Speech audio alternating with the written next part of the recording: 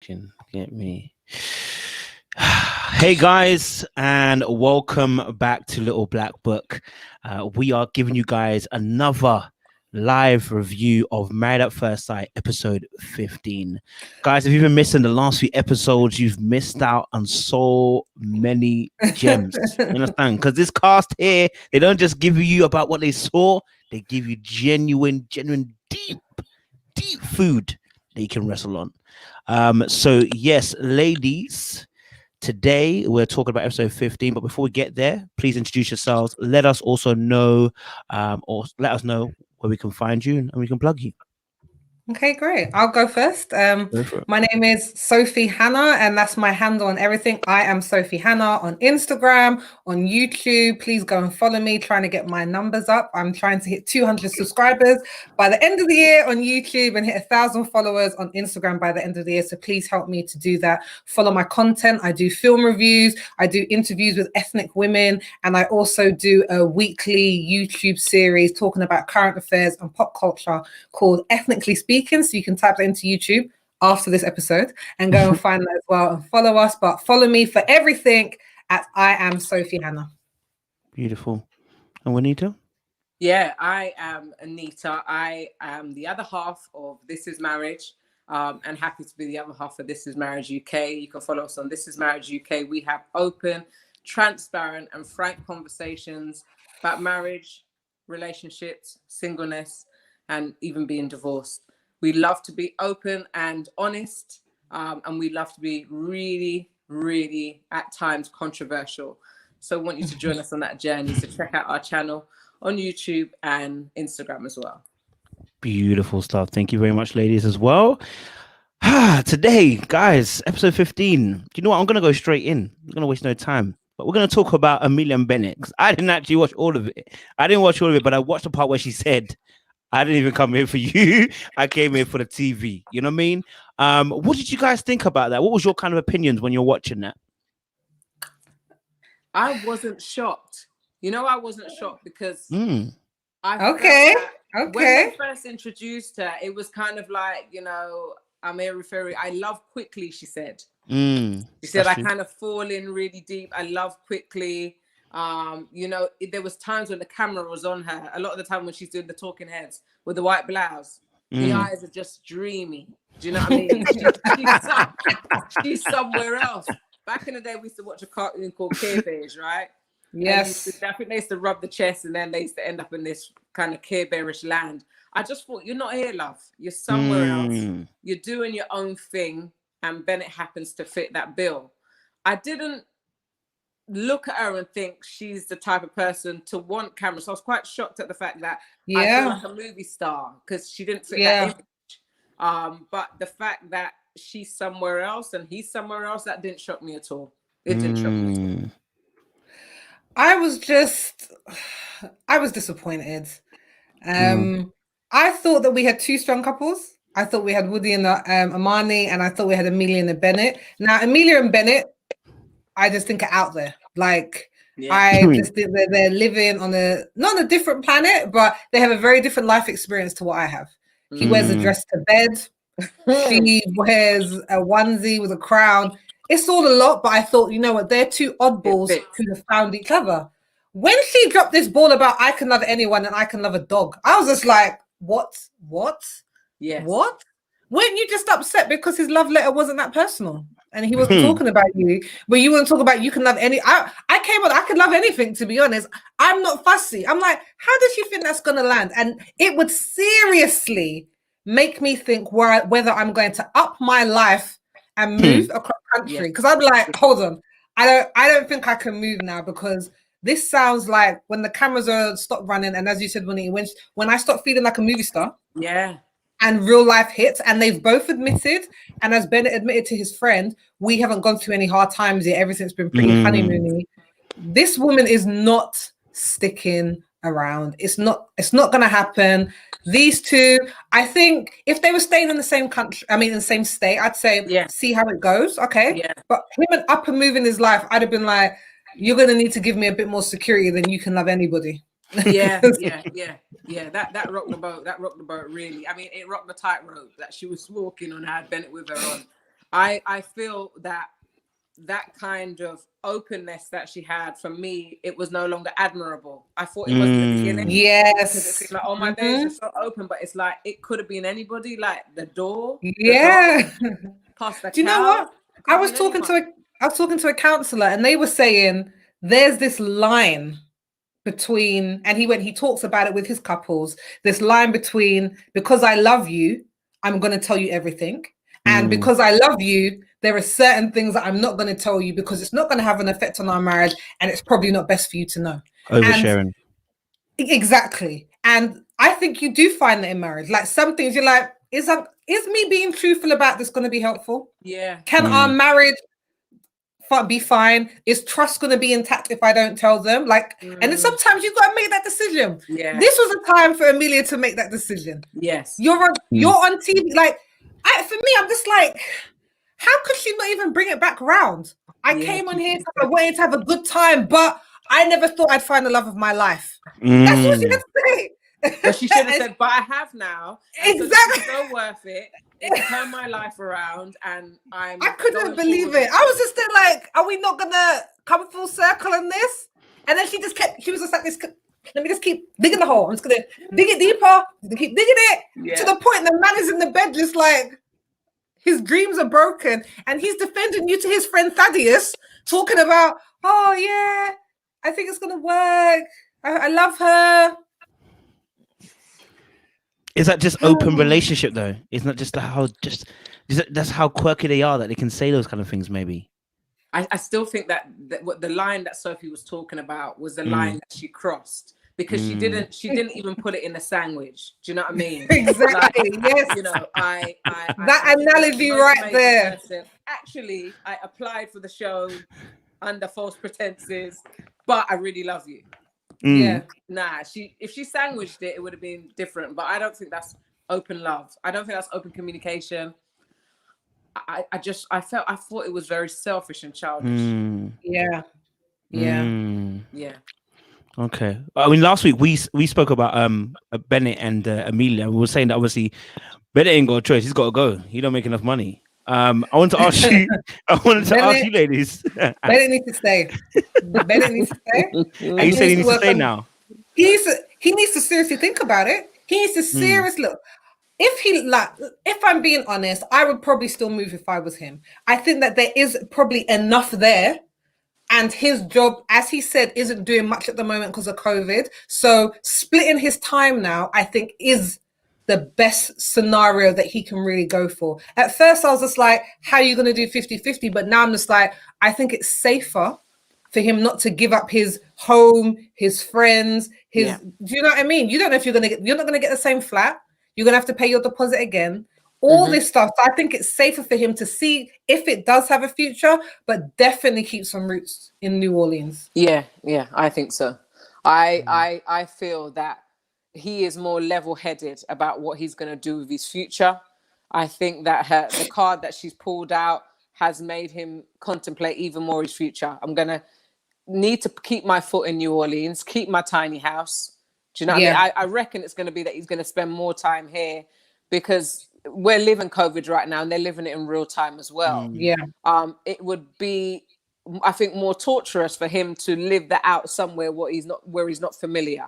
Do you know what I mean? So I think that he will end up doing most of his time here.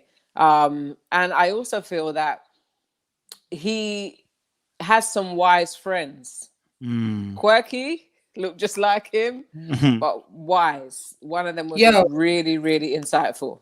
Thaddeus had his arm on Bennett's neck. Can we talk about having good friends in your life and good advisors, people who are gonna come with the realness of, this isn't marriage. Let's be very clear. You're living in a bubble. You don't have to worry about anything. And have you gone through any difficult time? He's like, no, it's been great. So you're still in the honeymoon period. He was just like, I take marriage very seriously. I don't think marriage is a joke. And I think that you need to be very much. And I was just like, it was tough, but I think it's what it's what Bennett needs to hear. And it's what you need to hear when you're entering in a relationship as well. You need friends who are going to speak sense to everything's going to be perfect. It's going to work out. Is it? Is you not having a job and moving country a good idea? Let's be clear, because love isn't going to pay the bills. Yeah, it was objective advice. It was sound advice. It was good counsel he gave him. Do you know what I mean? It wasn't even biased. There was such a level of caring about it. Like, we know I agree. They were looking in his eyes. They were like, are Yeah. you sure about this? We care for your well-being. So in relationships, good friends, sound advice, good counsel is always needed. Yeah. As for Amelia and the witch / tarot card reader, is the witch. Look, my Straight husband had to rewind it when it said witch. I was just like, he was like, it says witch. I was like, what? No, it doesn't. I was just like, those tarot cards for me, they don't seem to really pin down exactly what was going on. Like I just said, I need a bit more detail from you. It was just hit and miss, just like horoscopes. It was a very vague. When you put out the card, it was just like, so this card means that. But this card means that there is some fear in moving your life. I'm just like, everywhere. I could have told you that. I could have told you there's going to be fear up in moving your life. I was just like, and this one means that there's affection there. I was just like, guys, come on. You need to be telling me exactly what's going through his mind if you're going to want me to believe that you're reading to go to the dark side. Exactly. You better go details. What's my next job going to be? Can you tell me that? What job should I apply for? Like, I don't want to, like, applying for a job is a messy business. Tell me the exact one to apply for, and then how to prepare for the interview and what questions are going to come up. Not even how to prepare for the interview. Just tell me I got it. Exactly. What's the question and what's the answer they're looking for? That's the sort of detail that I'm going to need. Not this. Yeah. The job is out there. Vague. And when the moon descends this month, opportunities will open. I'm like, look, no. Very vague. Yeah, I wasn't on that at all. And actually, I nearly was like, that ain't coming in my yard. Forward. Actually, I need to see this. Let's go back. Honestly. Yeah, man. Yeah, I hear that. Okay. And then obviously another couple. Take time. Christina and Henry. Oh, mate. I don't even know what to even start, because boy, the conversation I had at dinner was even interesting, because I think it's like he was Henry's got a bit of sass in him. That's what I'm gonna say. Yeah. He's really started showing a bit of sass. Like in the dinner, he was like, I think he made some faces when she said about it's been rocky, and he was like, But do you remember Henry's dad? Yeah. His dad is full of life. His dad had an edge on him. You know what I mean? Like, he was quick-witted. So when I saw that, I was just like, "That's your dad." I was just like, what is this girl doing? The thing what caught me off guard is like when they were walking through that lovely passageway to the restaurant, had beautiful lights and stuff. I was like, who's that? Yeah. And like, whose theme music is that? Because I noticed when the black people are on, they start playing the kind of like the slow jams, R&B, and then Bennett and Amelia get like the roundabout music. Do you know? Yeah, like you're in the fairground. And I'm like, so whose music is this? Who's coming through this corridor? So when I was so shocked to see it with those two, and even more shocked with just her conversation with him, like, we're working towards something. This is all good. It's getting better. I was thrown off with that. I was honestly, so I was actually watching / listening to this while I was like cleaning the kitchen. When I heard first of all, she's asking him like, what nice things you have to say. Silence. And he pulls out of the universe. Yes. 2 little pieces of compliment. And she was just like, oh my gosh. I was just like, Christina needs to go for some professional help. And I say that with my hand on my heart. If someone can say very surface level, vague compliments, and that gets you into tears, I don't think she's used to that level of care and affection. And I think because of some of the other things that she's alluded to about her life, there is some trauma there that she needs to explore. Because I think at the moment, the way that she reacted to something that he said was very basic, I think that she needs to explore that, because I think the way that it came across to Henry, he was just like, this woman is not right. I don't want to say stable, but she's not emotionally at the level that I think that she would need to be in order to maintain a relationship with him. And I think it made it very clear that she's looking for somebody to just care for her and love her and say nice things to her, but she doesn't know how to go about that anyway. So, but when she was like, "Oh, and this is what I've wanted, and now there's hope for us," I'm like, a week from the end, girl, this is over. Henry is kept out. Like, this is dead in the water. And Henry, I've got to come for Henry. Look, Henry. Oh Lord. Henry needs to man up and tell her the truth. When they come back in from the date and he was sitting there and she's like, "I'm so happy. I'm looking forward to our future. I think that there's something to work on." Like tonight, she's basically saying tonight was a game changer for me. And he was just like,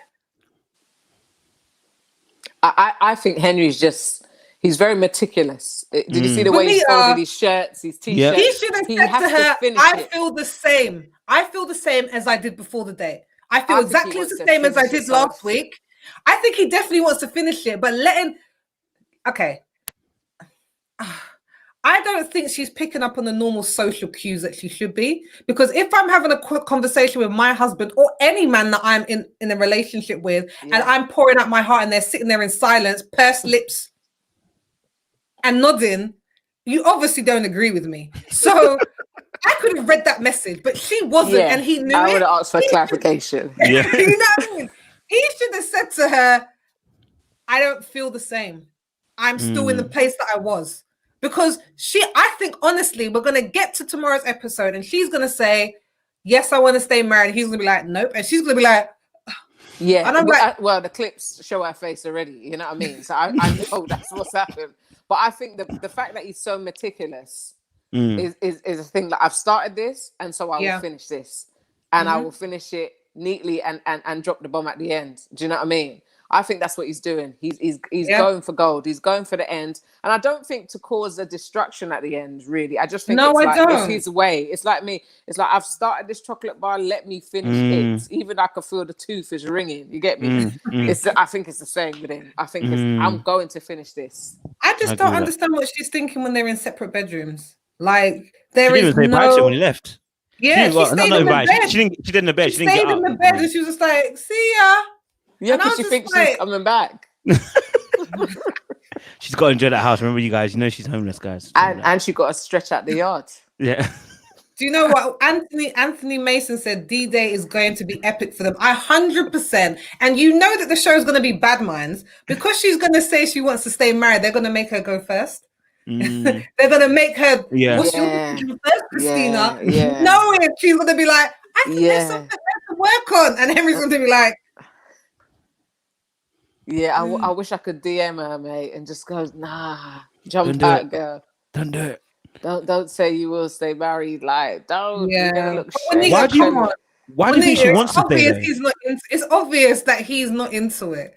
So why does she want to stay though? What's the incentive? This is for the her best to she's stay? had, Kojo. This is the best she's had. No joke. I think the other men that she had was a quick one and then out, or maybe even roughed her up a bit. I think so. I think some real trauma has happened. I think that Henry being as calm as he is, and there has been spots when he has listened to her. Do you know what I mean? And maybe he hasn't raised his tone either.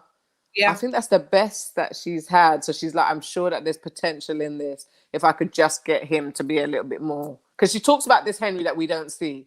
So maybe there is parts of him that the camera's not seeing, where she's like, "That's the man I want, and I'm willing to look past everything else and stay here." Because I think as well, like, for me, like I was saying last week when we were on our last week's live stream, that I think Henry, there's too much to draw out of him. But I think if his barriers were down a little bit more, which I'm assuming they would be with the woman who he liked, and there was reciprocal feelings, we would see a different side to Henry. But he obviously has some very good traits, because she's been doing a madness for 16 weeks and he is like, "I said I would stay, so I'm going to. Yes. And I'm going to treat you with respect the entire time, and I'm going to treat you like with a certain level of care and honesty and integrity." And I think that I think those are traits that you would want in a man. Yeah, those are traits it's long suffering, Soph. It's long suffering. Those are traits you would want. I'm not saying I want Henry because he's he seems a bit blah for me, But I think that he's with the wrong woman, and he is just operating on an operational level now. He's like, I'm just going to get to the finish line. I'm just getting to the finish line. But I think he has some good traits, so I can definitely see why she is now latching on. But it is, it's not even too little, too late. It was when he told you he had anxiety and fear about gaining weight. That was a cutoff for me. I think Henry after that point was just like, I see you. Okay. Do you? True. I don't want to put a spoiler in there. Do you think? Do you think Henry ever liked Christina?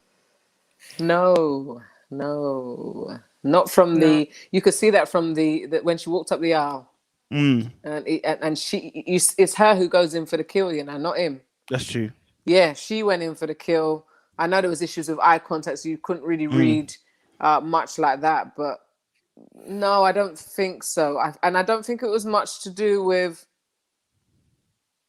I think it was she wasn't his type aesthetically, and then when they started to talk, I don't think he liked the information that was coming out. I agree with that. Yeah, I think it was coming too fast, and it was like, oh, this is enough. Yeah, and Henry's friend is obviously in love with him, so that's not going to help. You really coming for that friend, boy? That friend is into Henry. I don't think she's into him. I don't think she's into him. She's just like, she's not for you. This is what you need, Henry. Oh, is this what Henry needs? I don't think she's honest, but I definitely think she's not into him. I think she knows that Henry probably likes her, and it's great ego building.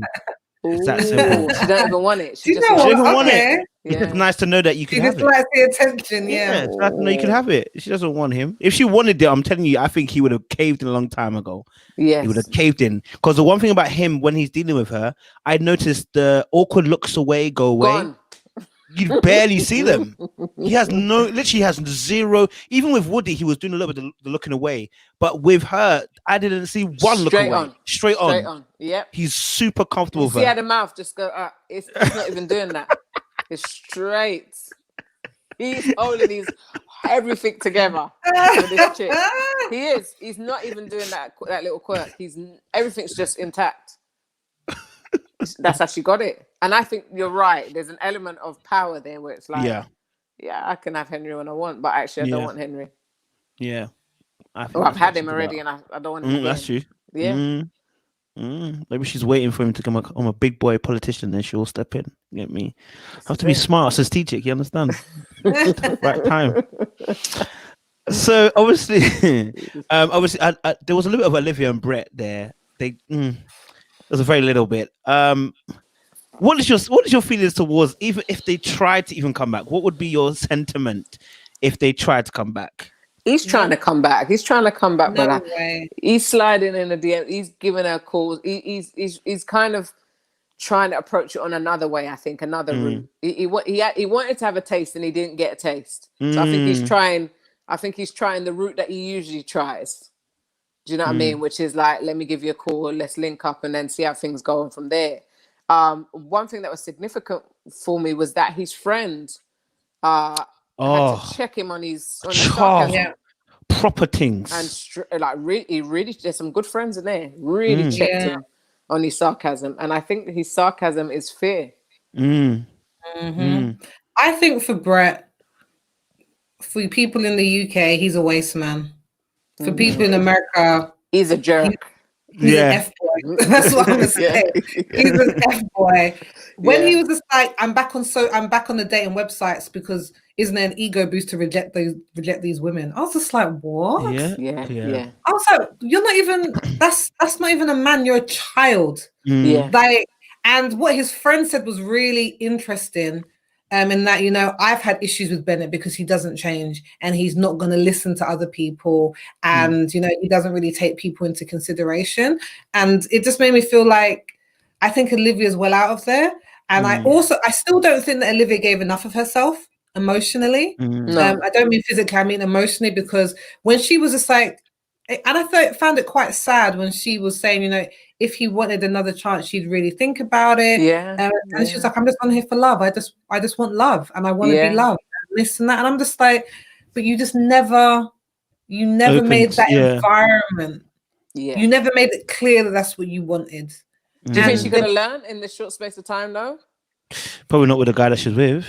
yeah, exactly. That's what I But think. you know So. that little break, that little week's break they've had, if it's in real time. Oh. Do you think she's taken time to contemplate and what I didn't give, what I should have given, and let's go again? I've had some thoughts. I've maybe spoken to a couple of counselors off camera. Do you know what? Like maybe she could have worked with like a Henry, like a guy who was gonna stick it out, be patient, because I think she's honest. I think that some of the times when she was dishonest, it's the way that we're all dishonest with ourselves when you don't want to own up to maybe some of the patterns of behavior that you're doing. So when the counselor was saying to her, is it because of fear? And she had to think and be like, well, actually, yeah, because I'm fear of getting hurt. So we all have those things that we need to interrogate within ourselves.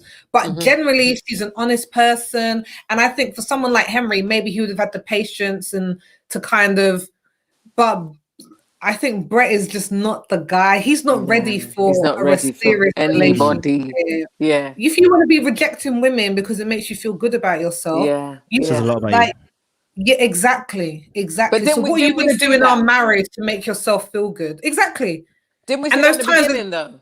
Yeah, when he's like, wow, you're really insecure, aren't you? Sorry. Yeah, but we saw that even before he met Olivia, when he was in the stag night. I was trying to move to Henry's friend, the one that like, that one. Do you see what I mean? We saw them certain moves that he was making, and even when his reaction around the strippers and stuff like that, and you know when he left to go, he was quite obnoxious when he left. I think he left early to go and do his own thing. So the character was kind of coming out then, and then it was kind of meshed and enmeshed and clouded in to the stuff happening with Olivia. Now they're separate again. You can see him again on blast. You're like, oh, I've seen you before. I saw you in the beginning. Yeah, that's true. I agree with that. I think his behavior has been detailed from the very beginning. Consistent. A lot of fear is what's governed his behavior. And I think that's why I said it would have been very hard for Olivia to find out what was wrong in the relationship, because unless she gets someone talking in her ear to tell her, listen, this is what happened, this is what happened, this is what happened. I think she's gonna need more time to kind of sit down and take it all in and actually realize, he was operating on fear, I was operating on fear, and that was not a positive mix. But I never liked the way that Brett was moving. I felt it was partly destructive. I think when you become that sarcastic, you know exactly what you're doing, and you're intentionally trying to almost like belittle the person as you were doing it, you know what I mean? And I think there is always fear, but there's fear which can be destructive and actually hurt people really, really bad. And I think that's where he was. Nobody likes sarcasm, like too much of it. Oh, a pinch of it here and there, but too much of it starts feeling personal. Yes. Like you're attacking me, you're making me feel small. And so imagine having to deal with that and being long suffering with something like that. It would be difficult. It'd be difficult. I hear that. We obviously had then Amani and Woody as well. I was always still, they were pretty much perfect. I think they engineered. I think they engineered a little argument at the end. I don't really believe it was an argument. I agree. The way it cut, there was a little cut in there when they were getting like he was going to get an argument. He was looking all serious, but then after it cut, he was smiling. I said, "Oh no, they've cut it." So they I don't edit think those two so much. I think. Everyone knows that they're going to stay together. The show knows it, but obviously the show has said to them, the producers said, don't say it. Just keep, like, there's an idea whether you're not going to, because they're like, still thinking, what do you think I'm going to say on the day? I'm just like, they're obviously going to say yes. And I think the thing that really spoke to me, the Amani and Woody this week, was when Woody went to go and, first of all, no man is going to wear, especially the black men that I know, they're not going to wear a t-shirt that says happy black and married. Yeah. If they're not sticking with their wife. She also wore wifey t-shirt as well at the end. Exactly. I'm like, no man is going to wear that if they're kind of like, as great as Miles isn't wearing that because he doesn't know where he stands. Woody knows exactly where he stands, so he can wear the t-shirt proudly. No man ain't wrapping that on his chest if he ain't happy in his marriage. You'll be like, Thanks, babe. I wear it enough. I wear it around the house. Yeah, with but what if you get me the machine broke down? You get me? You run out of soap powder. That's the only show he's got left. He went to Granny's with a bag of clothes to wash. It could have been. But when his grandmother said to the camera, this is the happiest I've seen him and the calmest I've seen him. And that's something that I really wanted to just mention today. When people think that love makes you crazy or you can't focus or this, I'm like, well, actually true love makes you calm and makes you able to be the best version of yourself. You should be calm in your love with somebody. And I think that she picked up on that. I'm just like, for me, it felt like that's a woman with years of experience talking about what it looks like when someone is with somebody that they can make it work with. I think what was crucial about that relationship with grandma, I had a good relationship with my mum or my gran, and Curtis had a good relationship with his gran as well. It's strange because we have our parents, but our parents are pretty young. We have young parents, but it's such a thing for a generation gap to be able to go to the elders and have a conversation. That elder can relate to you still, even though there's a generation gap. There's something relatable about them still, and that he can still say, I want to emulate what you had. What you had is what I want. And I was talking about my own gran and granddad yesterday and saying, I remember when my gran used to come in with a bowl of water for my granddad to wash his hands and a toothpick for his teeth. Now, people might say in this day and age, like, I'm bringing no man no water to come and wash his hands for him to go and eat nothing. But we have forgotten that he had gone out for a hard day's labor. Do you know what I mean? Came back shattered, painting his hair, paint on his skin. And the first thing she wanted to do was say, here you go. Here, wash your hands here. Here's a toothpick for after. Here's some fish soup or whatever it is. Enjoy yourself because I'm thanking you for what you've done in my life. Do you know what I mean? So for me, I felt from that, it reminded me we can always get wisdom from the elders. In terms of Amani, just wanted to put this in really quick. I can hear Amani's doubts and fears when she keeps kind of putting an ultimatum. So do you want me to? I'm going to go about my business. I'm not standing for that. I'm not doing that. And it's like, girl, he ain't even doing what you're saying he's doing. What you're getting upset about. He ain't even doing it. You need to relax. She's making sure so I think we can easily overlook that because they look like they're doing great. But she keeps coming with that thing was like, well, I can easily just walk out of here. And it's like, you don't need to. So I would love to DM Amani and say, you don't need to. Put your heart on the line for this one because he's done it for you. He's gone ahead of you and done it. Relax yourself. It's all good. I think as well that what people don't realize, I don't think Amani's going anywhere at all. But comments like that destroy relationships. Yeah. When you make it like, oh, if that's the case, then I'm out. Like, I made a vow to myself that I would never say to my husband, I want a divorce unless I truly meant it. Unless, and I signed up for life, but I'm like, if it got to the point where I'm like, this cannot work, and we've done the counseling and we've gone through everything, I'm not saying it until I'm like, it means it. I'm not going to use it as something you've upset me. Well, I'm going to divorce. Like, I'm not doing that because those things plant seeds of that. Well, are you in this or not? So obviously if I upset you enough, you're out. And I think that Amani is going to have to realize that over time, maybe one time when he's going to be like, are you in it or not? Because I don't want to kind of live on this tightrope of I do the wrong thing and she's going to check out. Yeah. I also think she was a little bit extreme when he said, if you say that you're not in this, I'll flip the table and walk out. This was I do too. This is what I would expect Woody to do. I've just put my heart on the line. I've put everything out there in front of millions. And then you're just going to blast me on TV and walk out and reject me. Yeah. You should be concerned if I'm quiet. Yeah, you should be concerned if I sit there quiet for the camera. If I walk out and let some tables lift up, you better believe that then I know this man did love me. You get me? Or when she was just like, we're not going to talk about it if I say no. And he was like, what's there to talk about? I was just like, I'm with you, Woody. What is there to talk about? There's nothing for us to talk about. She's looking for stuff. Yeah, that was a madness. I'm like, no. Yeah, relax, man. Maybe that was on the back, obviously. That was on the back of a conversation that we're having about him not listening, though. So this is things I think their relationship. We can look at it from a perspective of things that they can improve. I don't think there are things that can tear them apart. So there was a conversation with his grandma that led on to a conversation that they also had, which was that he struggles to listen, like for long periods of time. What is the effect of a partner that struggles to listen on a marriage? Like what can that bring like to the other person? How does it affect the other person, if I should say, if your partner's not able to kind of stick with you and listen to what you're saying? So I think that's what Amani's saying, that he struggles when she's trying to explain herself, that he's because I think it was in episode 13 where he said, when they had the argument about the phone thing, he said, I just want to get it sorted. I'm not trying to do a long thing. Just whatever it needs to be done, I'll apologize, whatever, just get it out of the way. But I think Amani's more of a case, I need to process it, I need to take it in, I need to explain to you, you need to listen, then we can move. So, I mean, how does that affect a relationship if you feel like your partner's not listening to you? It would bring frustration. It definitely would. It can bring arguments, and you don't even know what you're arguing about. It's like, well, where did we start and why are we here? But it is something that can be developed. It's something that he can learn. It's something that's not going to happen overnight. So she's going to have some patience with him with it. But I feel that he's somebody who wants to work on it.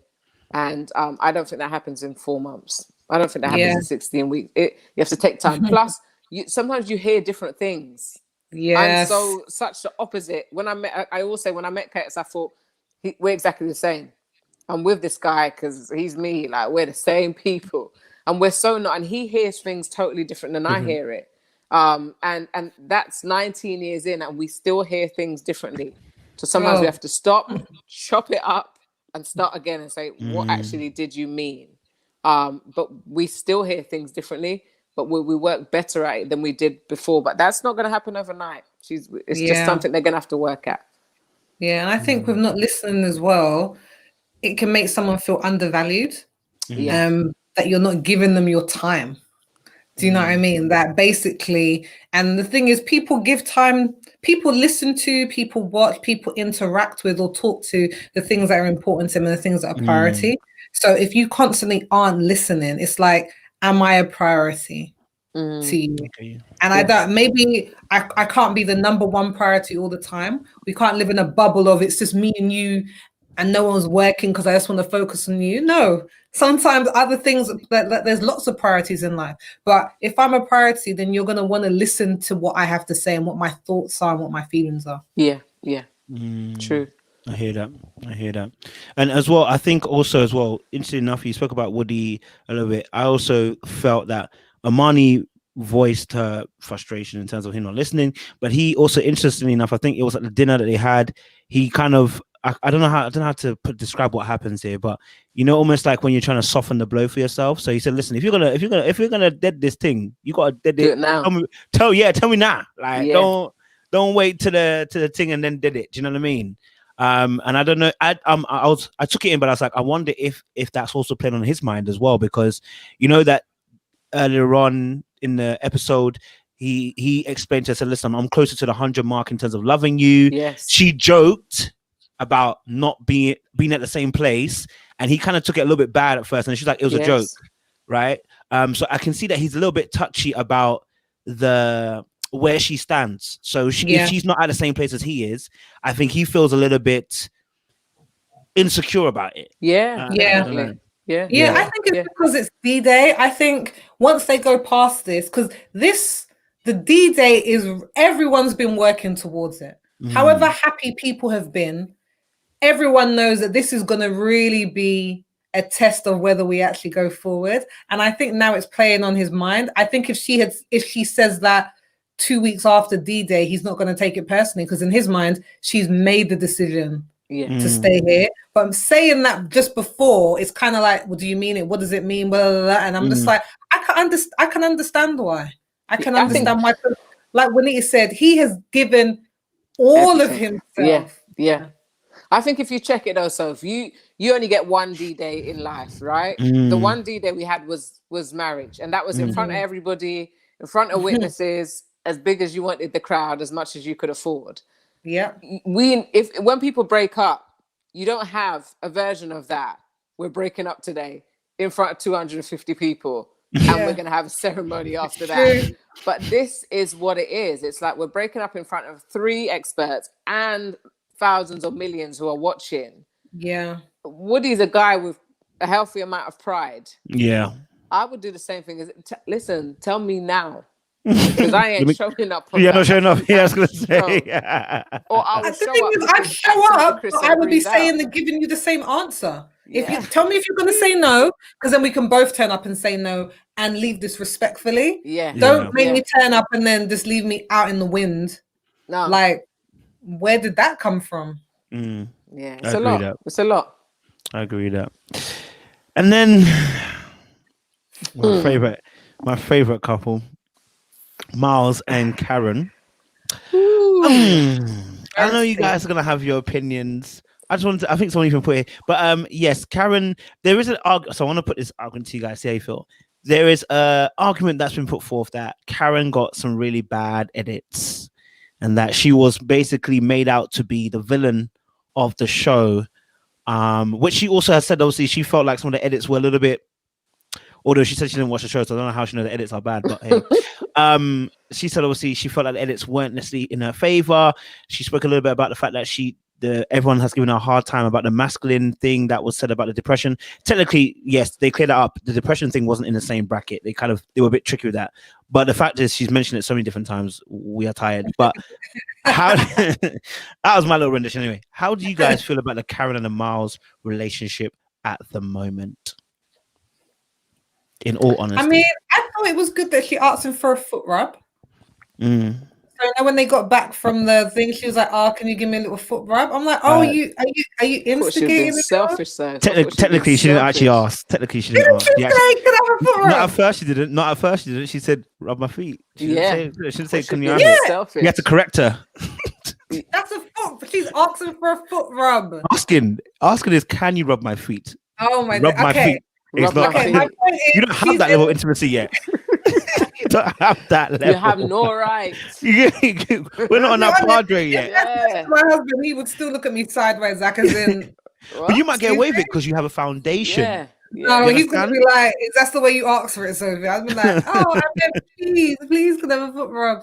But I like that she was initiating a physical contact, and you don't ask any old man to rub your feet. Do you know what I mean? Feet are pretty personal. As much as we walk on them, you're not gonna know. People don't like their feet to be seen, let alone touched by someone. So I thought that was a good sign.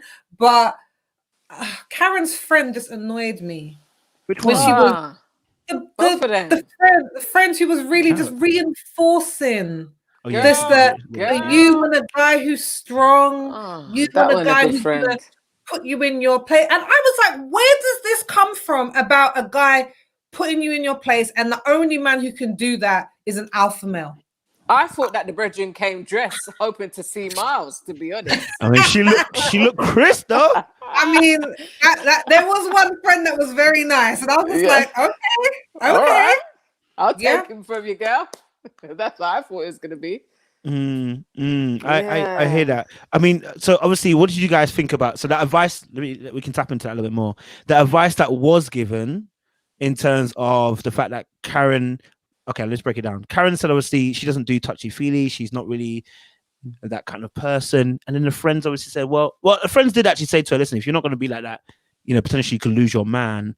But how important is good counsel then in a successful marriage or relationship then? I think we said it earlier, the good counsel, what came from Bennett's friends, it does allow you to have, can I say they're objective? Well, they are in a way. I mean, because it's not like they're knowing, they don't know Miles as well as deeply as they know Karen, but they're looking at her character and saying, we know you and we know what you're about, and this is what will suit you and this is what wouldn't suit you. I think, to be honest, they were giving it straight up and down. Although I didn't think it was deep advice. I think they were like, this is who you are. You're not very emotionally affectionate. You want a man to tell you what to do, and that's it. And so then this guy may not be the guy for you. I don't know how we can get cheesed off at that, really, because that they're describing Karen.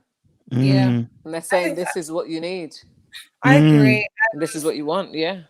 I think that for Miles and Karen, I honestly don't know where this is going to land. Like, Miles was saying a real goodbye to her. Like, you know, when he was just like, I just want to say thank you for everything and thank you for the time. And no matter what happens, I was just like, why does it sound like I'm never going to see you again? But she was nervous though, Soph. She was a bit nervous. Yeah, and she should be, because I'm just like, that's why she rubbed his beard. I feel like, oh, she was picking things out, which is a sign of tenderness. Yeah. So for me, I just feel that Miles is really, I really don't know what Miles is going to say. And I think that, I've said it before, she could have done very small things to just make him know. Like, you sleep in the bed every night with him, and then I'm just like, give him a little kiss and cuddle. And like, if you're like, I don't understand how she thinks this is going to go forward, but she really hasn't given him certain things that he has required of her. And I want to be very careful in saying that, because I'm not trying to say it shouldn't be her choice. Yeah, it should of course be a choice. And if she doesn't want to, that's fine. But 4 months is long enough to know whether you want to be intimate with a person. And you're married to them. And you live and you sleep in the same bed. You sleep in the same bed. You know whether you want to be intimate or not. And for me, if you don't want to be intimate, let's do Christina and Henry and sleep in separate beds, so everyone is very clear. Yeah. On where we stand, because I feel like that's very unfair of her. I think she was screaming out that night though, because she put the red number on. You get me? I thought she was going to lay on him. She put the red number, and he said, you got the red number," and she did that week. Wow. Wow. Like, don't call me out in front of the camera. I think that she didn't mind, you know what I mean, putting the red number on and just chilling a bit closer. But I'm like, when they woke up the next morning, I'm like, well, I've seen it for so many episodes. I'm like, you actually wake up next to this man. His feet must touch you in the night. You're going to feel his behind knocking yours. You know what I mean? I'm just like, how was that possible? Why didn't you, like Christina and Henry, go and use the other bedroom if there was no possibility of that? So it seems like Karen's kind of straddled the fence very carefully, not quite said no. If you listen to her language, she never answers the question. It's always kind of like vague, like, what did you just say? Because Mars finishes by going, I think, like, what did you say? I think she's very clear now, though. Having spoken to friends, Karen is very clear now that Miles is a good guy. And I think her and her friends are all very clear on what we're now trying to think about is whether he's suited to you. But in terms of him being a decent guy and a man that is that a woman would want to be married to and is going to treat a woman well and his wife well, that's non-negotiable. We understand that now. But this is about whether you want to. And I think that if they'd had this vote a little while ago, Miles would have definitely said yes. But right now, I think he's like, I don't know if I want this for the rest of my life. I don't know if I want to be with someone who isn't going to give me the things that I need, that I should expect in a marriage. I should expect, you're right, so whatever level of intimacy that you're comfortable with, you should be being intimate with your partner in a married couple. It's just, and any counselor will tell you, if you're not being intimate, it's a sign of something. It's not some couples aren't. They're like, no, it's a sign of something. Let's be very clear. Otherwise, you could have been your brethren, and you could have just gone cinema and done all these stuff together. But you decided to get into a marriage. You're not even legally married unless you consummate. So there is an element of sexuality. There is an element of sexual intimacy that is required and expected of a marriage. So if he decides that he's going to check out, I'm like, and to be fair for them too, they wouldn't even need to get divorced. They could get an annulment. If you haven't consummated, you're not actually married. So that's very true. It's easy things. Did you hear what she called him on the way out though? Well, the kiddo thing. The kiddo. Kiddo. Yo, the passive aggressive is mad. Okay, kiddo. The passive stuff is mad. I really think she's used to someone giving her, I would call it the ugly banter, which is that it's that banter where the person is is belittling you as a band, almost like the Brett kind of banter. You know what I mean? They have to almost belittle you, and maybe you're kind of used to that. And now it's like, I always call it, there's always residue. And sometimes where you were the abused, you've become the abuser in your relationship. And I think I don't want to say I don't want to. I've always tried to stay away from the fact that she doesn't like him at all because she stayed around. I think she's tried to convince herself this is a guy that she likes, but the programming that she's had is not allowing her to commit 100%. And I think that's why she's stuck around and not completely left it. She's really trying to convince herself that, yes, you are the good guy. I know you're the good guy, but something in me is just not clicking. So I'm gonna keep telling you, you're not masculine, you're not masculine, you're not masculine, you're not masculine. Yeah. And I'm hoping, because someone put a comment here. My thing is, if Karen Miles stay together, are happy, more power to them and screw the producers. But my thing is not about the show. My thing is what happens after the show. Forget us. You're gonna have to live with her. Like in a year's time, she's got shrapnel all in her. This is it. You know what I mean? Yeah. And so this is what we're thinking. I could 100% see them staying together. But you know they're probably going to give us an update as to like what's happened since the show, and I could fully see them breaking up. And I think that any couple who is on the show and they think that there's something there, stay married, because what do you lose by getting a divorce now or in 3 or 4 months' time? Yeah, but whether he's gotten enough to make him even want to continue. And I think for Miles, I'll respect and, as a fan, support his decision, whichever one he chooses. I'm like, whichever one you choose, I can understand, and I've got no issues with you. And I think that I'm really glad that I don't think he's going to make an emotional decision. I think a few months ago, he would have duped himself into being like, no. And, but I think now he's making a very clear-headed decision of, is this what I want? So if he decides to hang in there, I'm like, I hope it works out. I think he's also burnt out in a way. It's like I agree. There's some exhaustion there. It's like, look, I've tried, I've done it with the cameras off, with the cameras on, with the CCTV on, and I've done it well. And I'm tired now because I've given my all. He kept kind of saying that, like, I've given my all. And I think he's given his all and he's spent. Yeah. What may happen is that he may stop off, refuel, and then say, you know what? Maybe without the pressure of the cameras and everything else, then I'm going to give it a try for a while. I can see that happening as well. Him refueling after the show and and then with the little clips that we saw of what's to happen, tomorrow. My girl turned it right up. She looked like fire. You know what I mean? And I'm glad that Mars is going to be really honest with her there, and I think he should. Yeah. No, but she looked great. Do you know what I mean? I'm like, I that could be for 2 reasons. It could be because I want to entice you to stay and I can be that woman you want, or you're not getting none of this and I'm breezing out anyway. You didn't get any before and you're not getting any after. But I feel that she is the foot has switched, and I feel that she's now on the back foot and is thinking, I'm losing this good guy. I'm losing him. And I've got problems with intimacy and I don't know how to deal with this it. Is it. Yeah. I think that's what it is. Yeah. I think it was inevitable that she was going to end up on the back foot. And I think COVID has allowed them to have the time to get there. Because obviously before COVID, they would have already it would already been D-Day. 6 weeks, and I think 100% Miles would have stuck around. But I think those extra 6 weeks has made him think, actually, I got a choice. I don't know. And I've got a question for both of you, because you're both in relationships. How long did it take you to fall in love? Because I was like, Jesus. Good job, man. Sophie turned host on your brethren. Sophie, we drawing man out, fam. She drew you out from the well, bruv. From Jacob's well. Deep. It was something that let me let him breathe. Let me let him breathe. I'll go first because it's easy, isn't it? What would I say? I think,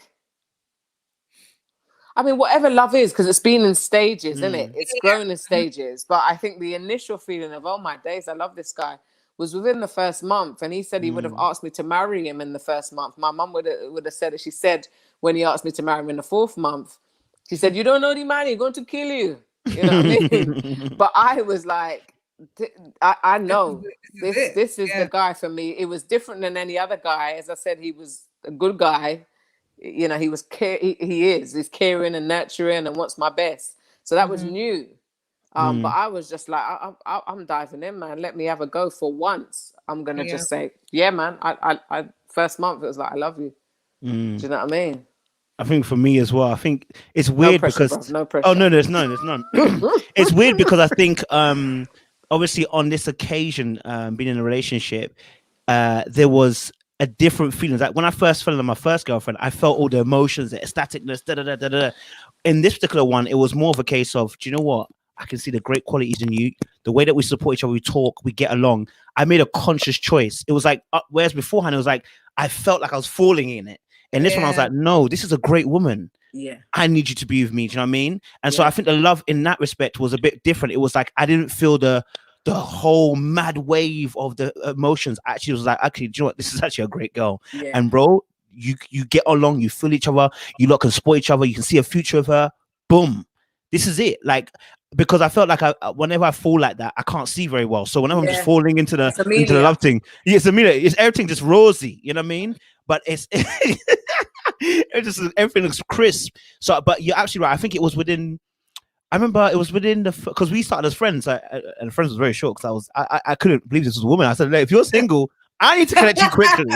So I knew from very early. It was probably within the first 3 weeks of us talking. I said, no, I need to collect this girl right here. Yeah. Because this one is a good one. Nah. Yeah. So I felt so when I'm looking at Karen, I'm concerned because I'm like, how do you miss it for so long? Which means for me, you're not convinced.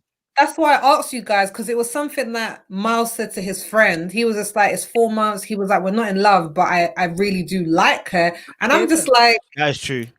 And I'm just like, I don't know if it takes 4 months to fall in love. I think that's a long time to fall in love. I honestly do. Like, and if you really do have the honeymoon period, I don't think it takes 4 months to fall in love with someone. I think you can decide within 4 months whether this is a go or it's not. And so for me, I was like, that sounds a little red signally to me that they're just like, we still just like each other. And I'm like, if you have how is this?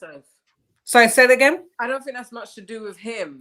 No, I don't think it is. I don't think it is. But I'm wondering now, if I was in a relationship for 4 months and I was like, I still like him. I think he's a nice guy.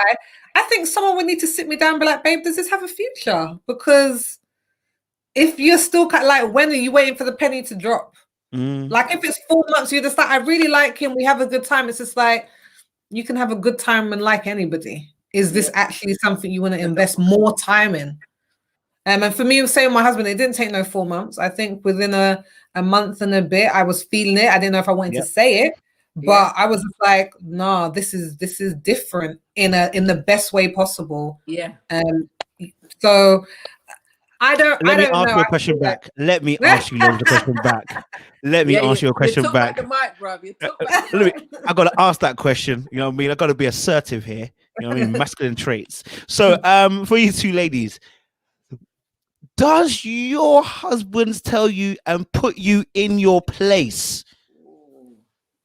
I just want to know. Yeah, he does at certain times when, like, he does. Sometimes when I might be acting a fool, if I'm be honest, sometimes he'll just say a little word like, you just need to take several steps, Sophie. No, this is not the time. Yeah.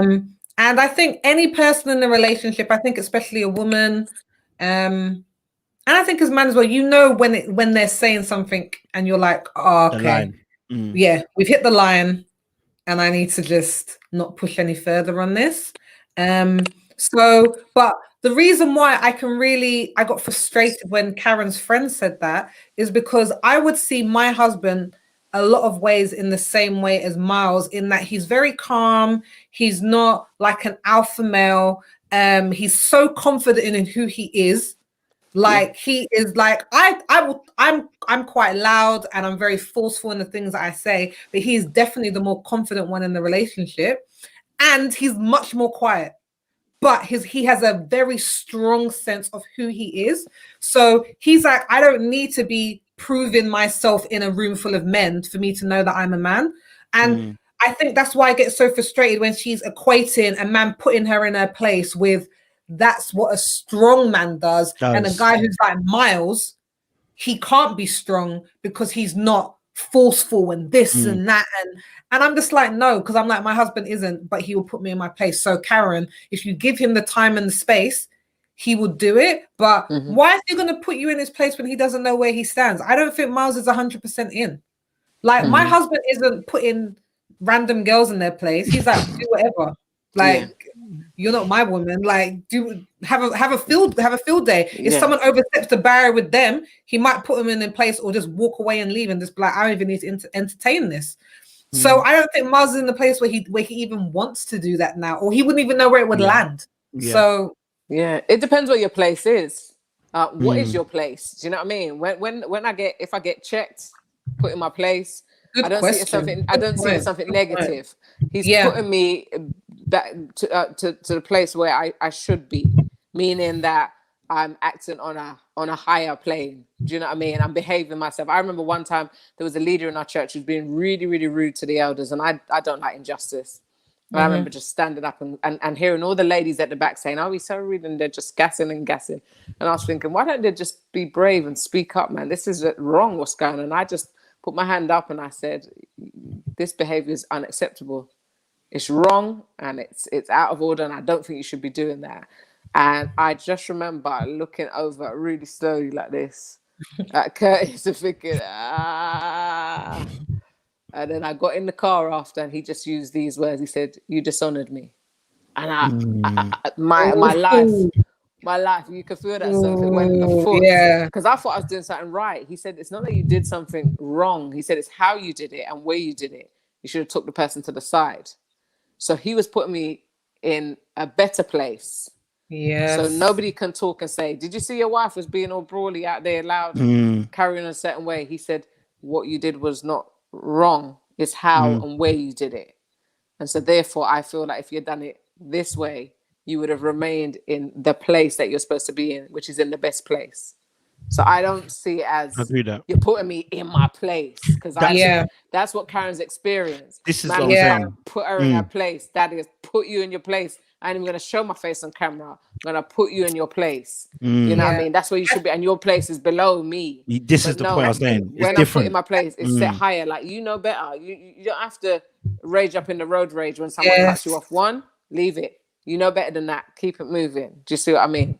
So that's how I see think that's so true. And I think what she's equating to being put in her place is not really where a man should be putting a woman or where a woman should be putting a man. It seems to be a sense of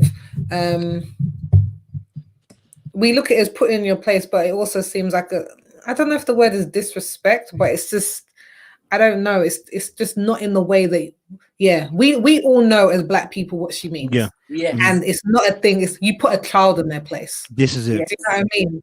You put a teenager who's talking to a grown woman in a disrespectful way in their place. You doing that in your husband or wife is kind of like, I think I like what Juanita's saying. Exactly. Like him kind of talk. And same thing, my husband will never put me in my place in public. But he'll say something. But if he said you dishonor me, I'd burst into tears in the car. I would just be, my soul would be broken. Like he would like, do you know what I mean? And like, there's no way for me to rectify it because I've said this thing in public now. Well, I did rectify it. I went and I called the person and said, what I said is, I don't think you should have done that, but the way I did it in public wasn't right. I should have taken it to the side. And I've never done that again because part of me is like, speak it out. If it's wrong, say it. But there's another part of me now what is so measured that I see the ripple effects of speaking too quickly. So when he put me in my place, he put me in the rightful seat that I should have been in, which is measure this whole situation, look at the pros and cons, look at the after effects and how far does it go. With your name intact, with your head high, respect it, then this is the place I want you to sit in. Okay. And I can only go with that. I think I definitely see that in Juanita because we had to work on another project together. I'm just not there yet. And I saw the way that it's taken a while. I saw the way that she acted when in my opinion, certain people, I'm just like, I feel like certain people need to be spoken to right now. And she just handled it with the most grace. And I remember saying to my husband, like, I just want to be like that because I'm not there yet. I'm ready to go on every point. I'm ready to, okay, let's get in the pit then. When that camera was off. then it was on. Do you know what I mean? I've learned the hard way though. I've learned through difficult situations, and through embarrassing ones where you think you're standing up for the right, but actually you're tearing your whole household down. So I've learned it. So now I can do a fast forward in my head to the scenarios. How's this gonna work? How's this gonna work? Is it worth it? As I said on Top Boy, is the juice worth the squeeze? Nah, it's not. Because I wasn't backed up by them women when I opened my mouth and said, actually, you are being out of work. They were gone. Do you see what I mean? So I kind of do a quick assessment of the whole thing. That's true. But before I couldn't do that. So it was time, and it was difficult experiences that allowed me to do that. I'm still working on it, parts of it, to be honest. Yeah. Do you feel like there's going to be a lasting damage from your perspective, questioning your husband's masculinity several times over? Yeah, Of course. I mean, how would you take it if your husband questioned your femininity? Oh, you've broken. Yeah, but to be honest, I think that women have it easier in that sense, because I think that the idea of female femininity is so strong. Like, I don't really see, if you wear makeup and you have long hair and you wear light colors, no one's ever like the level of femininity is very low in this society. Do you know what I mean? You put a dress on, it's feminine. Do you know what I mean? Like, I wear lipstick, it's hyper feminine. So I don't think we really expect, and I would never have anyone question my femininity, because usually our femininity, unfortunately, is based on our outward appearance. So I wouldn't even take it on board if someone was like, well, you're not acting feminine. I'd have been like, I don't even know what you're talking about. Whereas I think for men, it's much more brittle.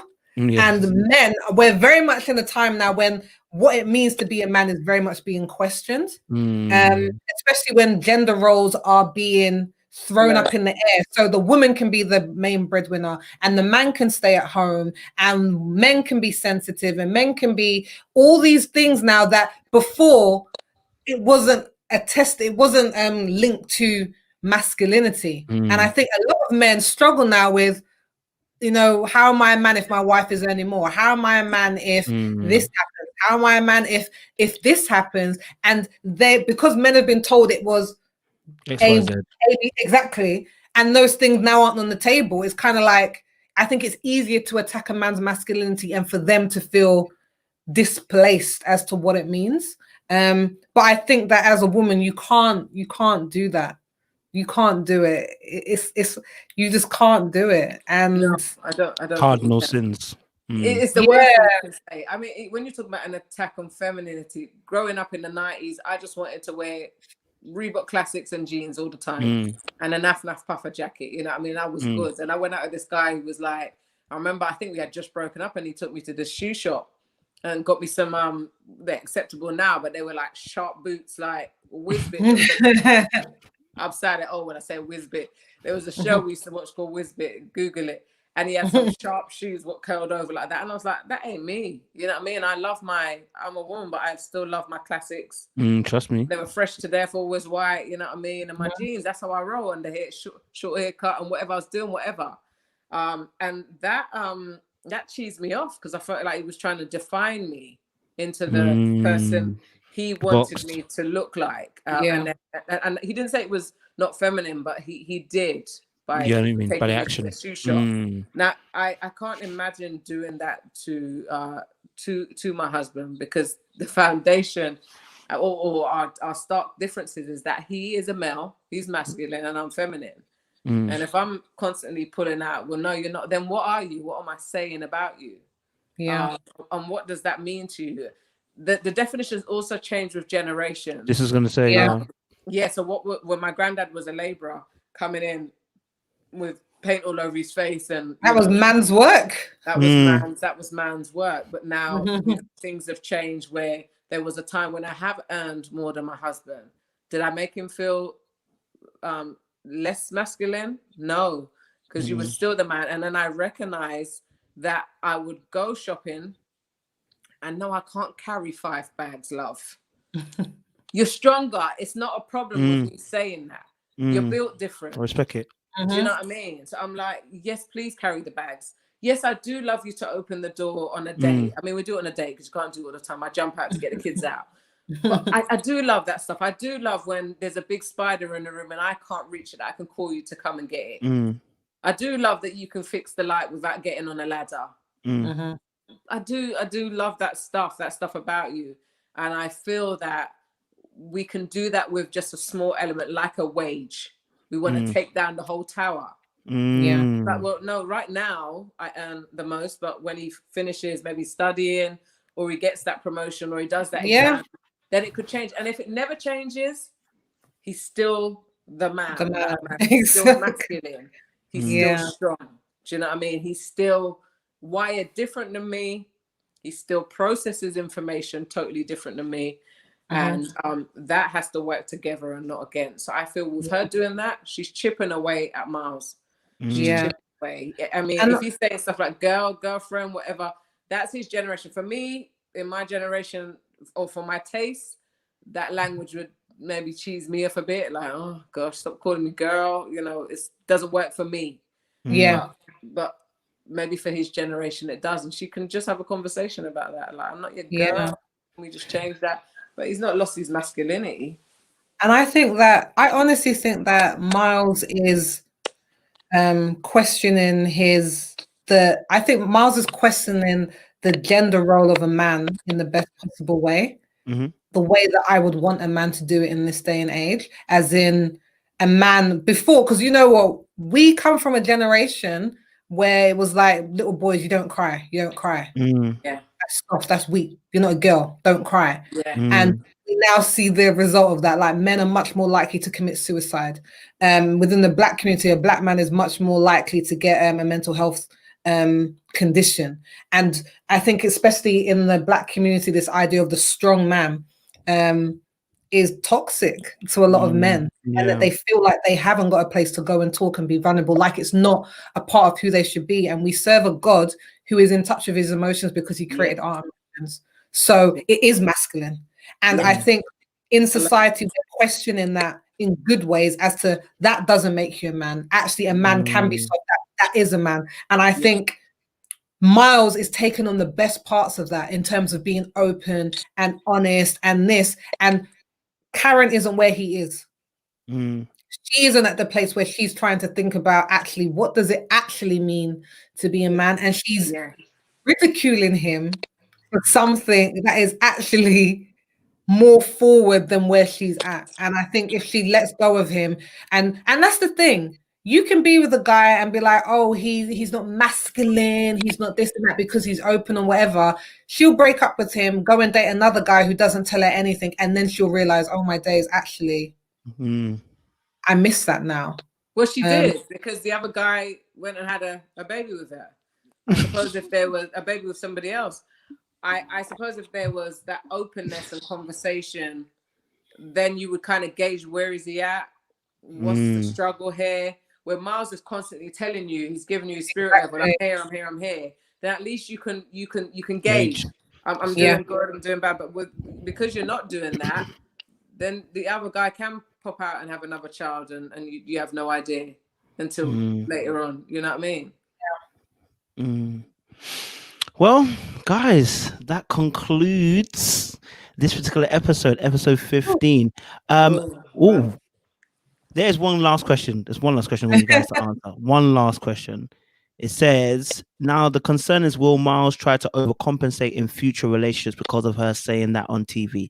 I want to give you guys a minute just to answer that, what your thoughts are towards that question, and we'll conclude and end the show. I would say no, because I think that Miles is confident within himself enough and secure enough in himself to know that he's not the problem. I think he knows that whatever she says, I'm not the problem in terms of my being honest isn't a problem. If he's gone through depression, he's had counseling, he's obviously like, me being open is not a problem. And I think he's going to be more, I think the way it will affect him being with Karen is that next time someone's not giving him what he wants, he's going to be like, I'm sorry, you can't give me this is what I need. You can't give me that. Let's break up. I feel that Soph should have ended on that point, because I feel like the opposite. I feel that it's going to be playing on him. You can see really okay. Says it. Yeah, when she says it, that one cuts deep. So I think it cuts deep, and I just remember the words of his mom: "If you can't do it right, then bring him back to me." Do you know what I mean? Send him back. Send him back, and I think he knows I can go back and get this fixed, and maybe go out there stronger. But I think it's on camera. It's in front of everyone. It's not said once. It's been said a lot, as well as words like kiddo, stranger. I think he's going to have to do some work. I think it will end up where you're saying so, but with some work and thoughtfulness about actually what she did say has impacted me. I know who I am, and I'm going to walk in that, which I'm saying the same thing in effect. But I'm saying I feel it cuts deeper, but he'll recognize it and work with it rather than overcompensating other relationships. I think by the time he gets to other relationships, he'll be able to say, I know who I am. I love that. Yeah. Love that. Want to end on recently there was an article on the 21st of October, which was on Madame Noir. Karen was asked a question about masculinity. She says she doesn't have anything to learn about it. She's good. So that will that's a great way to end the show tonight. Karen, I'm trying to help Kojo come off your neck, and you just don't want to help yourself. I'm so sorry. I'm so sorry. So yes, guys, it's been amazing. That was a bad edit. That was a bad edit. That was a bad edit as well. Yeah. Yeah. Bad edit. I hope you guys really enjoyed the conversation. Make sure you enjoy tonight's show. For those of us in the UK, we'll be watching it tomorrow or later on in the week as well. And we'll see you guys again next week where we discuss what happens in the the decision day. You know what I'm saying? Yeah. So, guys, again, like, share, subscribe, and make sure you have a great day. Easy.